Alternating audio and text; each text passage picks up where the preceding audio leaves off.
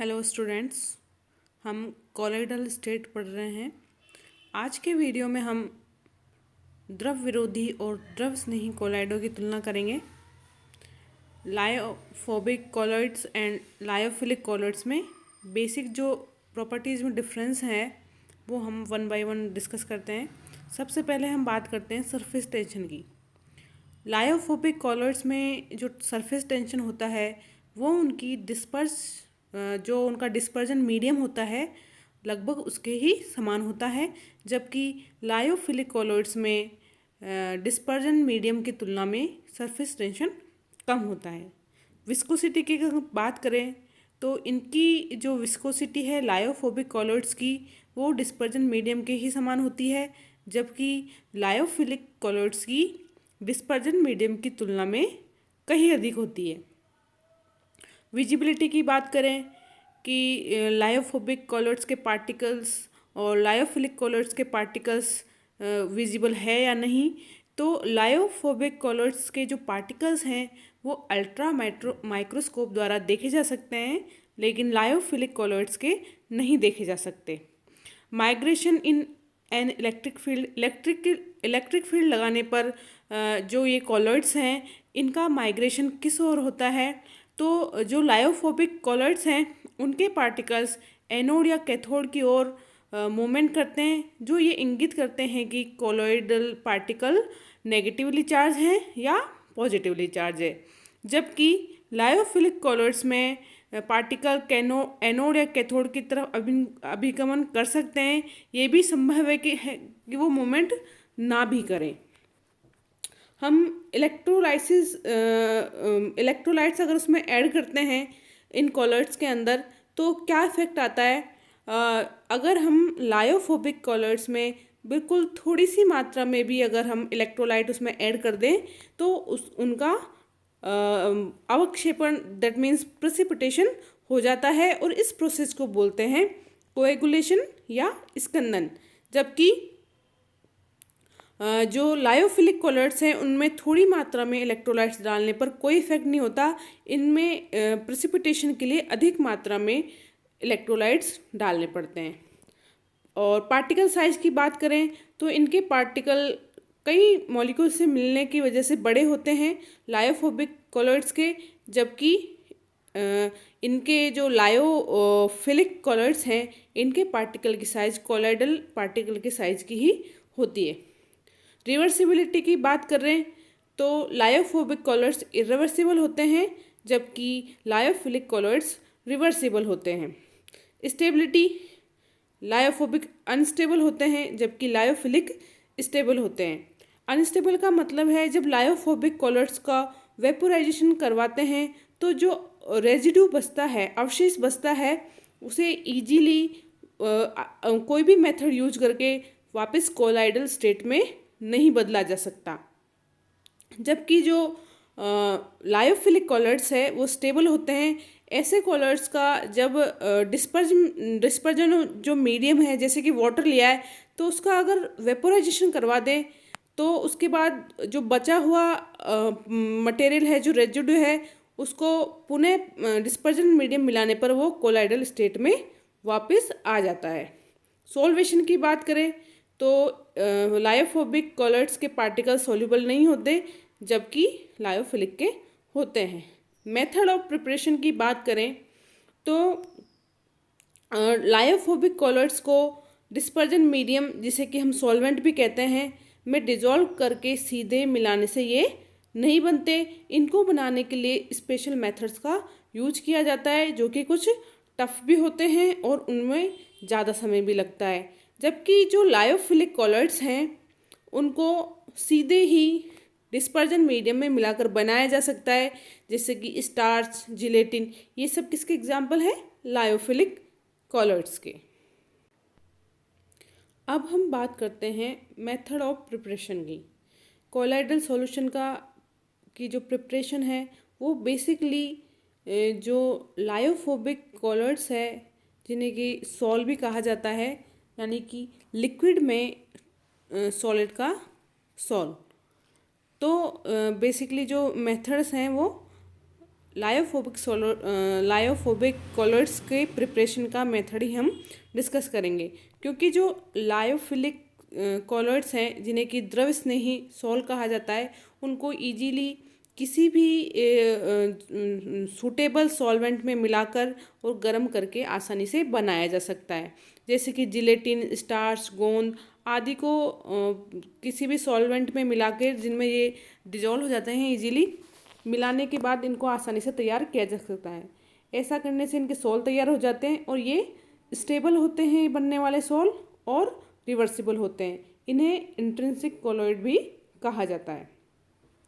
द्रव विरोधी या लायोफोबिक कॉलॉइड्स के मेथड ऑफ प्रिपरेशन की बात करें तो धात्विक सल्फाइड, मेटल सल्फाइड, हाइड्रोक्साइड और कई सारे इनऑर्गेनिक मटेरियल अपनी इंसॉल्युबिलिटी की वजह से इजीली कोलाइडल सॉल्यूशन नहीं बना पाते, और इसी से इन्हें हाइड्रोफोबिक कॉलॉइड्स भी कहा जाता है।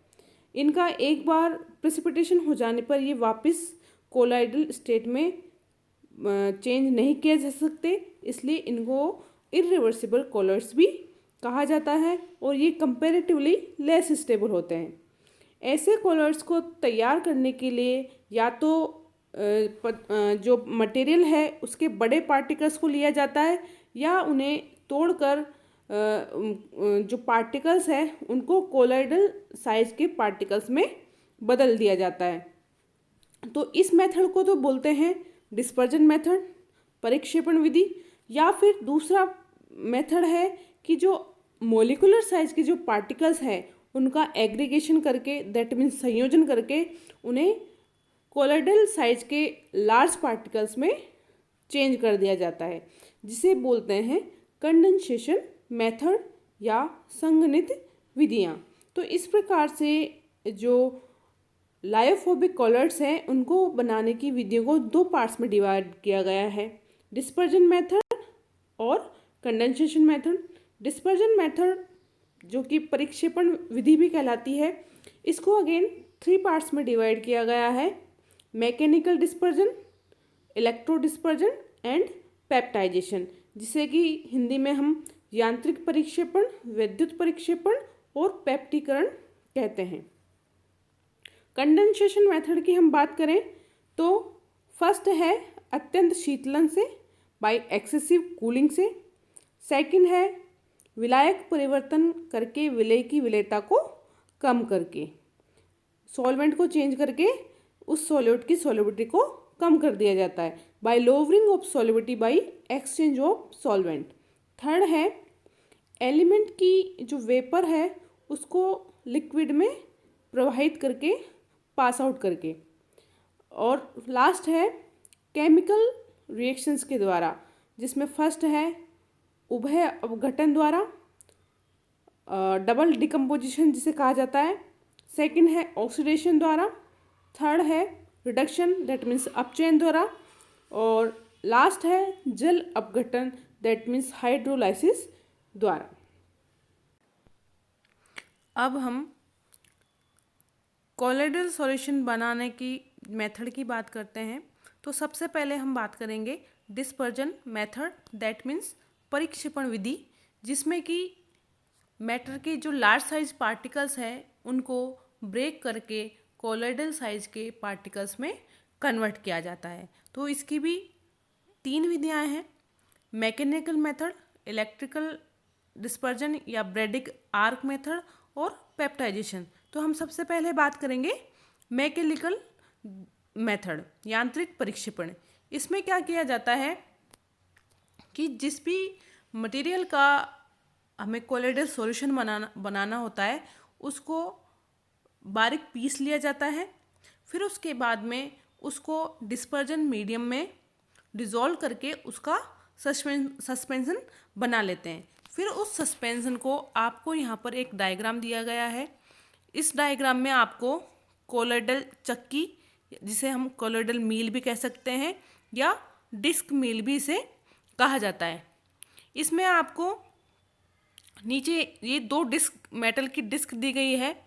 इसके बीच में रोटेशन से, अपोजिट साइड में इन दोनों मेटल डिस्क के रोटेशन से जो सस्पेंशन हमने यहाँ पर ऊपर से डाला है, वो इस कोलाइडल मील के अंदर इन दोनों डिस्क मील से जो ये मेटल की बनी होती है, एक दूसरे के क्लोजली अटैच होती है और ये अपोजिट डायरेक्शन में बहुत ही फास्ट घूमती है। तो इसकी वजह से बहुत ही स्ट्रॉन्ग फोर्स क्रिएट होता है, जिसे कि शीयरिंग फोर्स या अपरूपक बल कहते हैं। उसके कारण जो मटेरियल के पार्टिकल्स हैं वो टूटकर कोलाइडल साइज के हो जाते हैं और उनको सॉल्वेंट में मिलाकर उनका कोलाइडल विलयन या कोलाइडी सॉल्यूशन बना लेते हैं। ठीक है, तो ये तो हो गया मैकेनिकल मेथड। इसमें मैकेनिकल फोर्स अप्लाई किया गया है, इसलिए इसको बोलते हैं मैकेनिकल मेथड।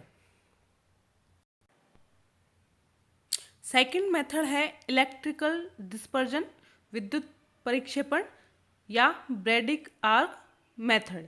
ये एक बहुत इम्पोर्टेंट मेथड है जो कि आपको सीधे सीधे एग्जाम में पूछ लिया जाता है कि ब्रैडिक आर्क विधि से आप क्या समझते हैं। तो आप इसको समझिए। इस मेथड से सबसे पहली बात तो मेटल्स के कोलॉइडल सॉल्यूशन का फॉर्मेशन किया जाता है। धातुओं का किया जाता है, जैसे कि गोल्ड, प्लेटिनम, सिल्वर, कोबाल्ट आदि का अगर कोलॉइडल सॉल्यूशन बनाया जाता है तो वो इस मेथड के द्वारा बनाया जाता है। इस मेथड में क्या करते हैं, जिस भी मेटल का हमें कोलॉइडल सॉल्यूशन बनाना है उसको इलेक्ट्रोड के रूप में यूज़ लेते हैं और इन इलेक्ट्रोडों को डिस्पर्जन मीडियम, जो कि जनरली हम जल लेते हैं, उनमें डुबो देते हैं। फिर उसके बाद वहाँ पर इलेक्ट्रिक सप्लाई की जाती है और दोनों इलेक्ट्रोडों के बीच में इलेक्ट्रिक आर्क डेवलप की जाती है, क्रिएट की जाती है। तो इस आर्क की वजह से हीट क्रिएट होती है और इस हीट से जो मेटल है वो वेपर में कन्वर्ट हो जाती है, जिसे जल्दी से हम कोल्ड वाटर में कंडेंसेशन मेथड के से कोलोइडल साइज के पार्टिकल्स बन जाते हैं। और ये आपको यहाँ पे डायग्राम में दिया गया है कि जिस भी मेटल का हमें कोलोइडल सॉल्यूशन बनाना है उसके हम इलेक्ट्रोड्स बना लेते हैं और उस पर अमीटर लगा के इलेक्ट्रिसिटी फ्लो करवाते हैं। तो जो इलेक्ट्रिक आर्क डेवलप होता है उससे ये हीट उत्पन्न होती है और इस हीट से ये मेटल वेपराइज होने लग जाती है और कोल्ड वाटर के कांटेक्ट में आने से ये कंडेंसेशन इसका हो जाता है और कोलोइडल सॉल्यूशन बन जाता है। तो अगर हम इस वाटर में थोड़ी सी मात्रा अगर KOH की डाल दें, पोटेशियम हाइड्रोक्साइड की डाल दें, तो जो इसकी प्रेजेंस से जो सोल बनेगा वो उसकी स्टेबिलिटी को बढ़ा देगा। और अगर इसमें कोई भी बड़ा पार्टिकल रह जाता है तो उसे इस सोल को छानकर हम हटा देते हैं। इस मेथड में अगर हम गौर करें तो ये देखते हैं कि इस मेथड में जो मेटल एटम है उसकी वाष्प को, वेपर को कंडेंस करके कोलाइडल साइज के बड़े पार्टिकल्स में कन्वर्ट करते हैं। तो एक तरह से देखा जाए तो इस मेथड को हमें कंडेंसेशन मेथड में इंक्लूड करना चाहिए, लेकिन इसके बनाने के लिए हम इस विधि में हम ये वाष्प को कंडेंस करके हम लार्ज साइज के पार्टिकल बनाते हैं। लेकिन स्टार्टिंग में हम जो पार्टिकल लेते हैं, पार्टिकल लेकर क्या लेते हैं, मेटल के बड़े साइज के टुकड़े लेते हैं, वहाँ से इसको स्टार्ट करते हैं। इसलिए हम इसे डिस्पर्जन मेथड या परिक्षेपण विधि में पढ़ते हैं। नेक्स्ट जो मेथड है वो है पेप्टाइजेशन।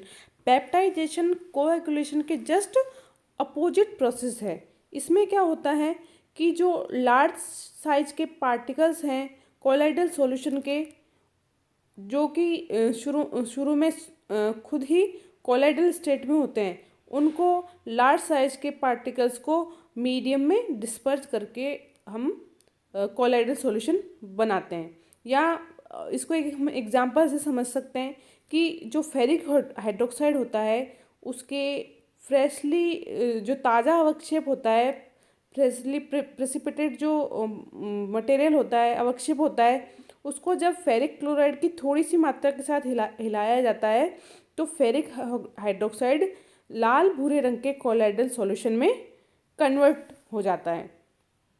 तो यहाँ तो वह रिएजेंट जो किसी भी पीपीटी या प्रेसिपिटेट को पेप्टाइज करता है, पेप्टीकृत करता है, उसे बोलते हैं पेप्टाइजिंग एजेंट। तो यहाँ पर फेरिक क्लोराइड जो है वो पेप्टाइजिंग एजेंट के रूप में कार्य करता है। और कई बार किसी भी पीपीटी को प्रेसिपिटेट को बार बार धोने से भी उसका पेप्टाइजेशन हो जाता है। जैसे कि ताज़ा बने अवक्षेप जैसे कि एल्यूमिनियम हाइड्रोक्साइड, बेरियम सल्फेट या क्यूप्रस सल्फाइड को बार बार जल से धोने पर इनके कोलाइडल सॉल्यूशन बन जाते हैं। तो ये तो बात हो गई उसकी क्या बोलते हैं डिस्पर्जन मेथड की। अब हम नेक्स्ट वीडियो में कंडेंसेशन मेथड्स की बात करेंगे।